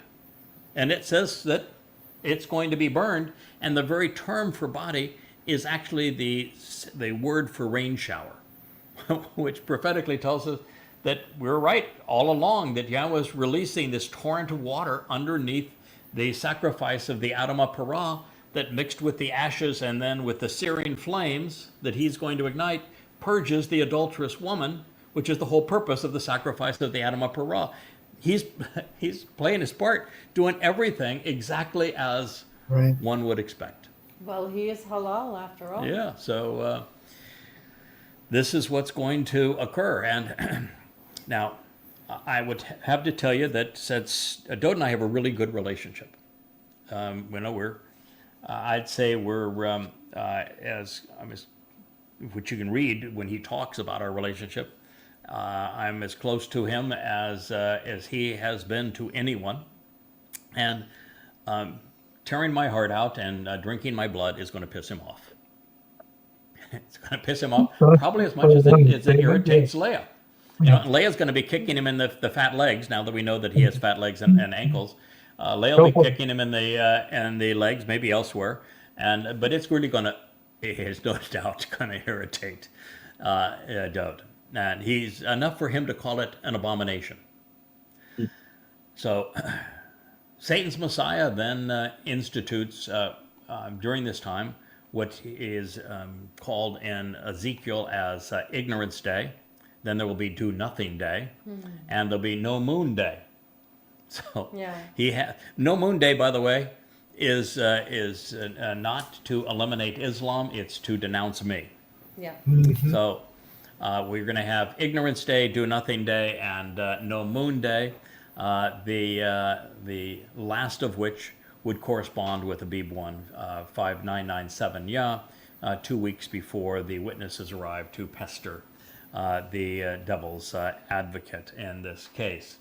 I'm told by our Rich that we have gone to the hour and a half mark. I think we can. You guys okay? We stay just a wee bit longer and make our. I'm getting the thumbs up by Sir Shorts and even by the captain. And Leah also said, I'm okay. here at your service. All right. So, with all these things known, I think we have one conundrum that remains, and it is found in the next statement, where 1,335 days are referenced instead of the 1,290.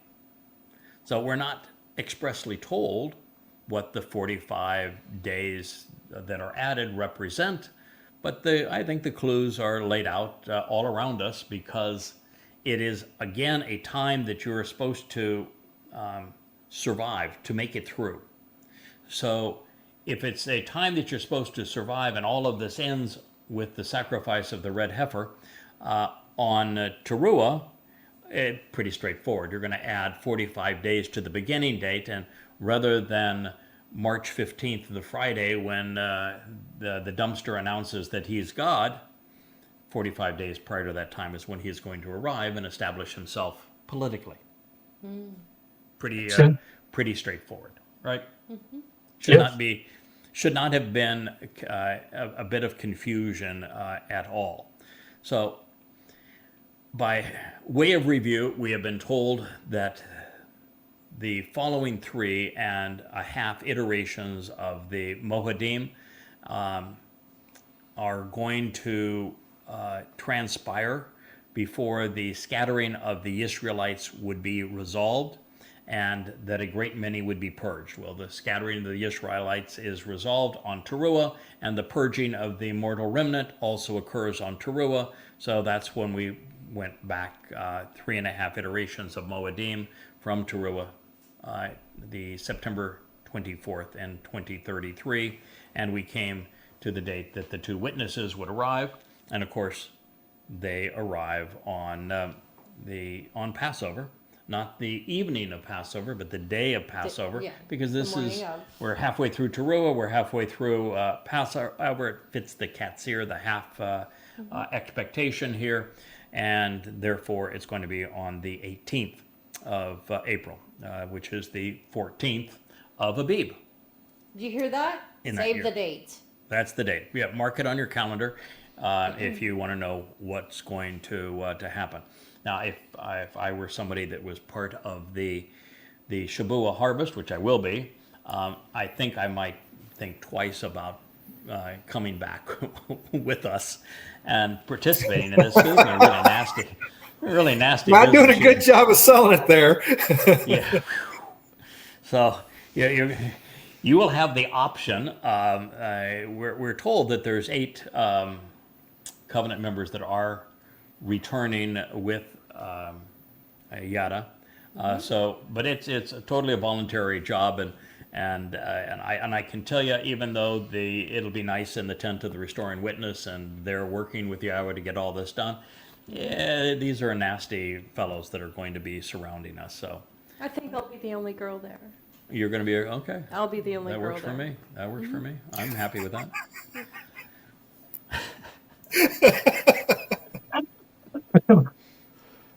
Sounds delightful. Okay, I hope we get evenings off. I fine. haven't been told what the work schedule is. Right. Can I bring Sylvia? Yeah, I think she's feisty enough, man. She would I fit right know, in, she's right? some. Oh, Yeah, yeah. she's something. I like her. You're not going to be able to tell me to go home, though. No, that's true. That's true, right? Well, yeah, because we're only going to have one home. One That's one right. And tenth. I'm the only girl that can handle camping with you guys. Yeah, it's probably true. It's, Yeah. it's all gonna work out beautifully. And just think of how lovely it's going to be in the tent of the Restoring Witness. I mean, that's where we're going to be, hanging Yeah. out in the evenings. Surrounded by And- monsters. Yeah, Oh, and Moria's got a nice view. I mean, yeah, Yeah. you could. It's and where we'll absolutely preclude the religious from ascending the Temple Mount. So No, you know, we will have a safe haven in the midst of hell. Yeah, but you need to know too that every covenant member that becomes part of the family is going to have access to the Temple Mount. So there will be, by the time we reach the end, there'll be 7,000 Yehud who are now covenant that are going to be hanging out with us. So plenty of space. There's it over will- 12 you know, acres there. the tent's going to get a little smushy there towards the towards the end of this time. So here we are. We know that our back date is 24 September 2033. 3.5 cycles of Moedim brought us to the dawn of Pesach. Now, the dawn doesn't mean the start of Pesach because Pesach starts at sunset and dusk, but the dawn of Pesach will be the 18th of 2030 because of two things. One is that Elia is not going to be having Pesach supper with the rabbis as they had thought. We're going to have Pesach with Dad and Shamaim before we come down. And it also has to fit the specifics that Dode has laid out. So April 18th, 2030 is the insertion of the two witnesses, and they were going to culminate their work within this period. Following the Shabuah harvest, the appalling abomination of the adversary's apostle is going to follow. His diabolical deception will damn dunderheads for 1,290 days, although also concluding on Towrah with Satan's last stand. Working backwards, this pronouncement will occur on 15 March 2030. Therefore, that's a Friday. Therefore, by adding an additional 45 days to 15 March 2030 and allowing for the maniacal Messiah to settle in as supreme sadist, Satan's corporeal collaborator. I just like the alliteration, don't you? I've got a maniacal Messiah, I have a supreme sadist, and a corporeal collaborator. It should have been supreme psychopath. Sorry. Well, that's with a P and an S, and it doesn't. It's still very It's not literary. not quite as pretty as the other. Should I change it, fellas? Do we No, do I that? like the alliteration. All All right, Everyone what we will have roll right its now is a nose. supreme sadist, a corporeal collaborator, and a maniacal Messiah. He's going to arrive, therefore, 45 days before 15 March 2030, which puts him in on 29 January 2030. Now, 29 January 2030, which means he's going to have 6 weeks, the number of man, to get his politics sorted out before he sets the religious rules such that on Friday, March 15th, which is the day of the adversary's apostle, is going to announce. Maybe he BB and is Sarah God. can show him around, huh? So, interestingly enough, this is going to place the Towrahless one, the dumpster, in Jerusalem during Ramadan. He's going to arrive 7 days before Eid al-Fitr. Yeah.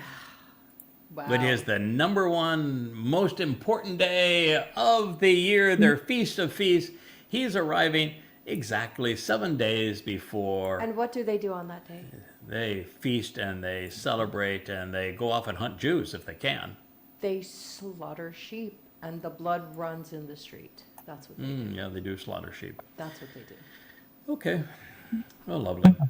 Eid al-Fitr is the day that 7 days later from his arrival. So he's arriving during Ramadan to set up his participation in the Last Supper of from their perspective, Of the slaughter of Eid sheep. al-Fitr of the end of Ramadan. the most celebrated day on the Islamic calendar. This means the adversary's advocate will be pronouncing his divinity between Ramadan and Ashura Day, making the latter his replacement for Passover. He's sandwiched right in between them. Nice. So convenient. Considering how all of this has been laid out, there would be no reason to add the 45 days to the aftermath of Towrah. It would be completely inconsistent with the instructions that Dode has provided. And you don't become and remain the adversary of the king by contradicting what he says. But, if there's others of you who are so bold and you want to know what that would do, out of curiosity, 9.5 days from the midpoint of Towrah would take us to Kippurim. Then in 14.5 days, we would arrive at Sukkah. And then another 22.5 days would take us to the conclusion of the 8th day of shelters. This would leave the possibility of another 22.5 days depicting the time of testing and trials among the mortal Yisraelite remnant, the supporting Goyim attendees, and the departing religious and political combatants. But we were already told that the trials for all of these individuals are going to take place during that Shabuah break. We're going to get it all out of the way during our time during Shabuah. And so by the time we get to Towrah and the wedding and the camping out and all of that, the honeymoon, cleaned our up. calendar's free. Right. Yeah. So, See, that's fine. That could be right. yeah. It's perfect. And so with the calendar being free, and one of the things that's even interesting is that those that didn't pass away and therefore could be judged during Shabuah, which is only 7 years from this point. So the last 7 years, those who were miserable and would require being tortured in front of their victims so that their victims had closure and saw that God was fair and that the person who tied them, restrained them, and tortured them got what they deserved, that all of them are going to be right there. And so those who survived all of that are going to see it in their own eyes, what God's going to do to them. So, we're just going to go right from Towrah through the wedding into camping out, part of the celebrants. Yes, God's but not- Yahweh works with people. Who's actually doing the judging? Well, no, but the judging's already been done. Okay. It was done in Shabuah. Okay. That's one of the reasons we have a break during Shabuah. So, bring your legal notebooks to Shabuah. We're going to be needing them.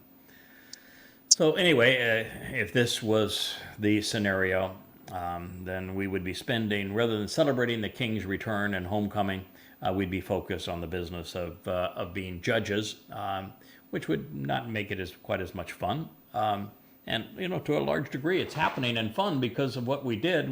I think it would be unfair to say, oh, by the way, you guys that did all the work to make this day and celebration, the wedding, fun, you don't get to celebrate it because you've got a job to do. And it's a really crappy job, by the way, because you're going to be around the worst people who ever lived. So I don't think that's the case. No. Plus the fact I like the idea of doing all of this from the perspective of Shama'im, because you're going to have all the staff, all the tools, all the ability to do this in a way that has minimal disruption to our own lives. So this known, since I like to prepare for any eventuality, if asked to select the evil five on Yahweh's wall of shame in advance, I think of the Shabuah time of judgment, I'd propose Paul, Akiba, Hadrian, Maimonides, and Muhammad. I have my own list. So that'd be my 5 worst. Now the contenders would be many, including Vespasian, Titus, Constantine, absolutely Eusebius, and Theodosius, followed by Baal Shem Tov, Hitler, Stalin, and of course the newbie to the list, Trump. That would be my worst group. I don't know if you guys have somebody personal you'd like to throw in. I mean, Oh, hell yes. Oh. I have an entire Rolodex list. Okay, I know Leia's been. I am an avid study of history and those who have been diabolical among the people. Yeah, I have a very long list. And the nice thing is, I'm going to have the opportunity to delegate this job to my wife, and so she wants it, and she's going to get it. Anyway, these are some of the most intriguing characters in the play that have been removed from the board. So in light of these considerations, it's time that we delve into this next statement, which is where we'll leave this program. As a pleasant surprise, it is accentuated by the initial word that Dode wrote in his first Mizmor. And the original word I translated for Yada Yahowah. So now after all of this, Full circle here. He's given us the dates. Now it's Dode's time to give me the little elbow and say, okay, buddy, I'm here with you. Here you go. So the original word I translated for Yada Yahowah. Mm-hmm. The first word that Dode wrote and the first published word from King Dode. Asher. So we both have a fondness for Asher, which You named is your dog Asher. So presented. Yes, Asher, my beloved Labrador right here, is named Asher. It means, to show the way to the benefits of the relationship. It means to get the most out of life, to walk along the correct path, to receive the benefits of the covenant. Dode wrote it as Asheri, benefiting from the relationship through me in the first Mizmor. Mm-hmm. It is presented here again as Asheri. One of the ways that you know that somebody's got their act together, that they're really smart, that they have a great filing system and just an astonishingly fast processor, and they get it, is that they retain a detail and come back to that. And so Dode began his first letter to us, his first lyric and his first song with Asheri. Mm-hmm. And so now after all of this, and him giving us the timeline for the restoration of Israel, it all comes around. it's Asheri. Mm-hmm.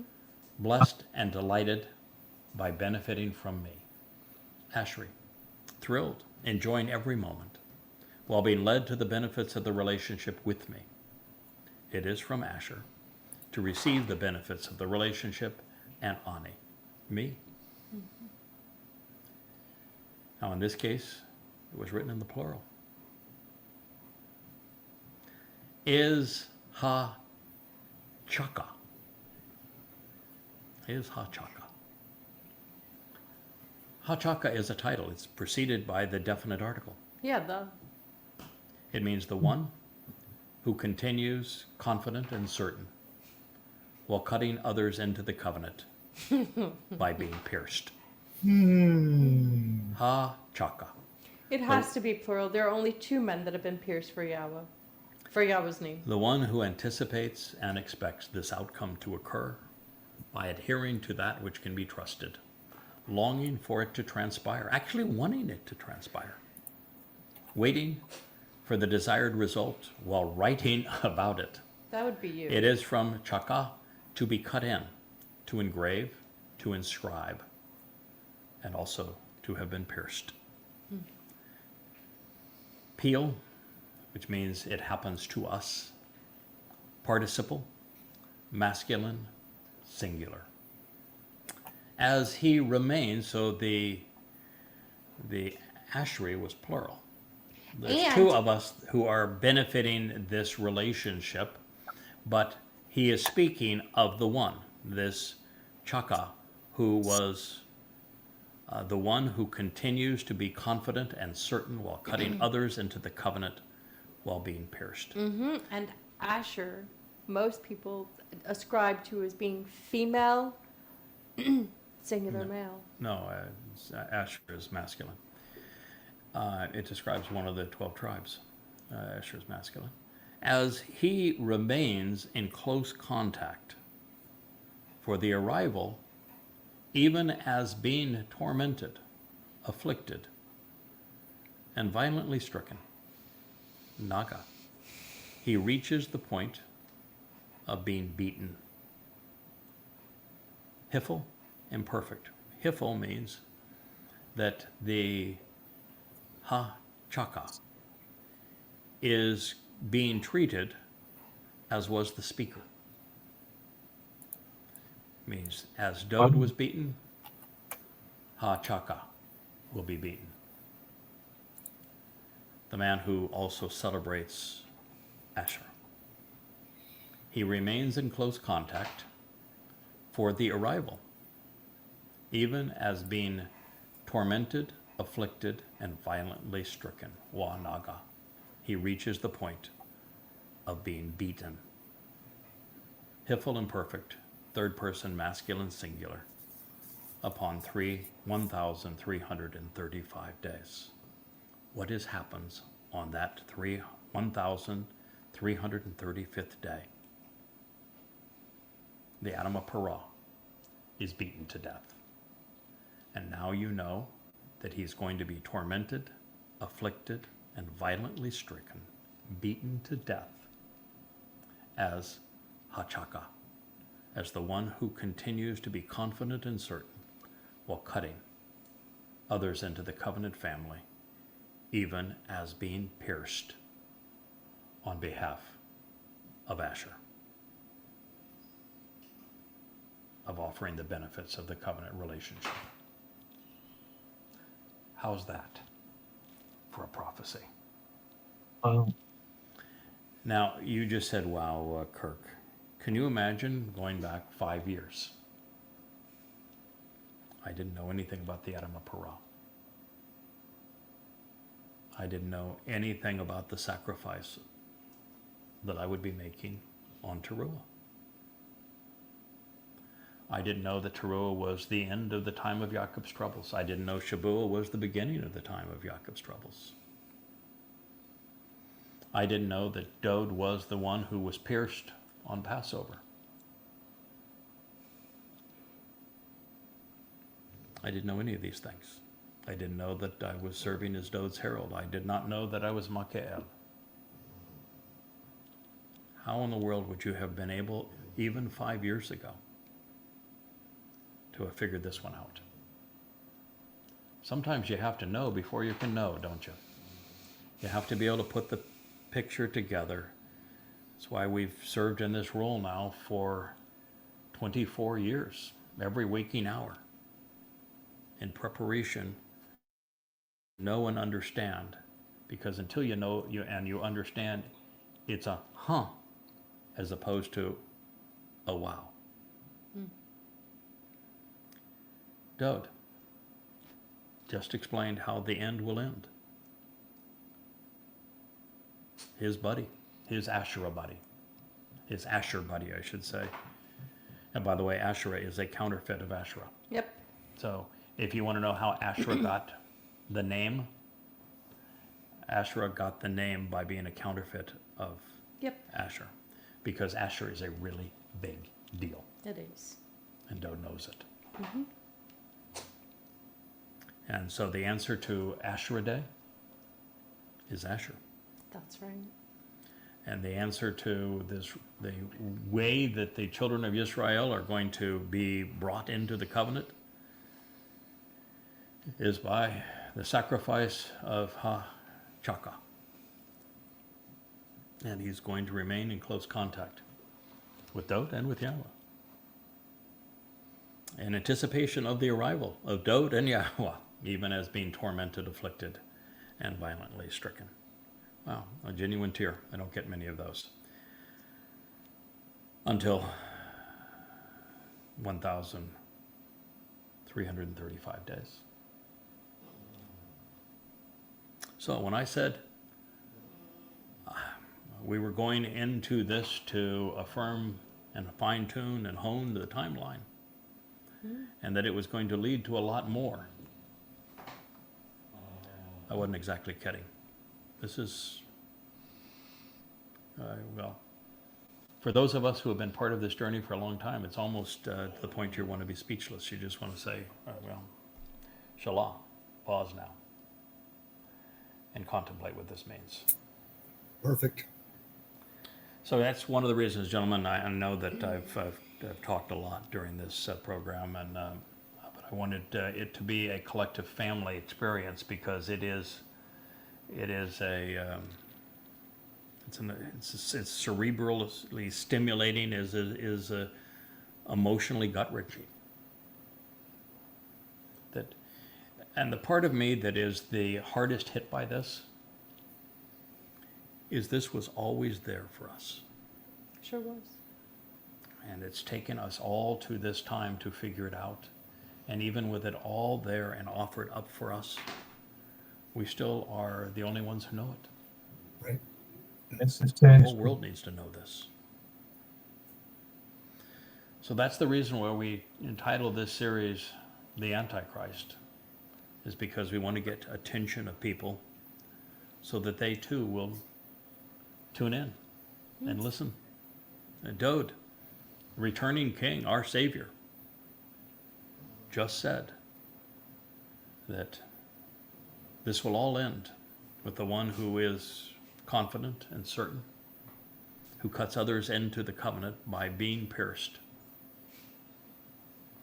that he will remain in close contact, anticipating the arrival, even as being tormented, afflicted, and violently stricken. This is the sacrifice of the Adamah Parah. And this is when we're given that terminus date, 1,335 days from Ramadan, January 29 in 2030. 45 days before the Towrahless one announces that he is a God, fulfilling all that was said about him right in the midst of the most important passages in Yeshayah. Yeshayah 11 is about the Chodar. Yeshayah 17 is about the fulfillment of these days. Pesach, Shabuah, Towrah, the fulfillment of the Towrahless one's ambition to tear the heart out of Israel with the two-state solution, making her vulnerable, is in the midst of this. The uprising, and Assyria that starts all of this. And as we recognize that today, Muslims from Saudi Arabia, from Turkey, from Syria, are all now in bludgeoning Druze to death. That it was this very uprising and the end of the government out of Syria that would serve as the catalyst for all of this, is what the prophet Isaiah told us. And that it would lead to a state of terror carved out of the heart of Israel that would be perpetrated by an arrogant leader from the United States. And that following that Shabuah harvest, we would have the Teruah gleaning, and after the Teruah gleaning, the Parah, this productive bull, would offer his life in this way. And now we found these same words, even more descriptive of what's going to happen, along with specific dates in the 12th chapter of Daniel, delivered by our King. And with the only named individual being in the midst, Mikael, who is his herald, who performs in this role. It's gut-wrenching. I mean, it's maybe the first time that I have done this program where I've twice had to wipe a tear from my cheek. It's I'm embarrassed, actually, is what I am, that it has taken us all this time Why? The book is sealed. to figure out what they have given us. That I'm embarrassed for humankind, That's a that different we story. have gone 2,600 years without being able to figure this out. The book is sealed.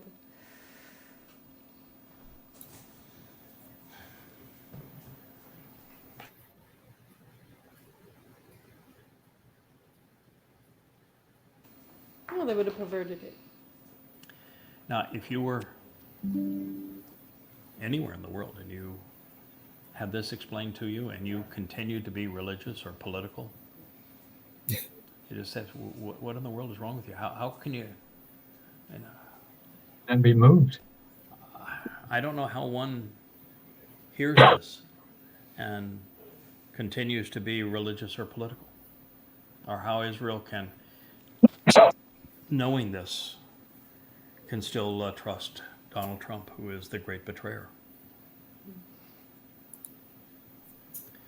But nonetheless, that is the way it is written. So, gentlemen, I think, and ladies, I think this is the time for us to conclude this program. We'll resume with the series on the Antichrist, picking it up from here. And I can only tell you that as we return from the concluding chapter of Daniel, this is the 12th chapter, to the 7th, and the identity of the Antichrist is revealed as Donald J. Trump, that the text is riveting. Yeah. It'll grab you every which way. But we've identified the ultimate villain. Thank you all for listening. Thank you. Have a wonderful rest of your Shabbat. Good day.